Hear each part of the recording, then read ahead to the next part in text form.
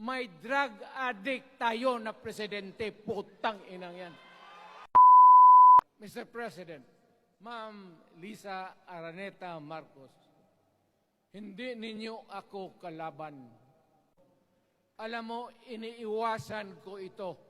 Itong panahon na ito talaga ang iniwasan ko kasi mapipilitan ako ngayon magsalita laban ng mga tao sa gobyerno. Mr. President, hindi ako maghingi ng tawad. Kagawan mo yan eh. It is your responsibilities sa sarili mo. What you do in this world binds you. Iyo yan.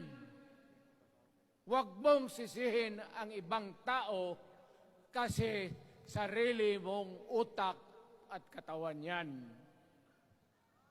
Nung ako'y mayor, pinakitaan ako ng evidence ng PDEA. Doon sa listahan, nandoon yung pangalan mo. Ayaw kong sabihin yan kasi magkaibigan tayo. Kung hindi magkaibigan, magkakilala. Eh, ikaw pumapasok kayo ng alanganin. There is always a time for everything. May panahon na ikaw ay sikat. Sa ayaw mo at sa hindi, may panahon ka talagang bababa dyan sa Malacanang. Demokrasya tayo, Mr. President. Huwag mong kalimutan na isang term ka lang pagkatapos bababa ka na. Pag ayaw mong bumaba, utang ina magkagulo ang bayan, sabihin ko sa inyo.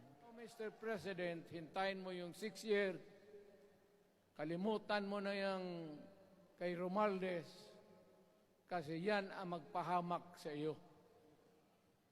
At maraming magagalit sa iyo, pati na ang militar. I am calling now the armed forces and the PNP. Protect the Constitution. Trabaho ninyo yan. Huwag ninyong kalimutan. Kami, inyong dapat, you should worry about the nation. The millions of Filipinos.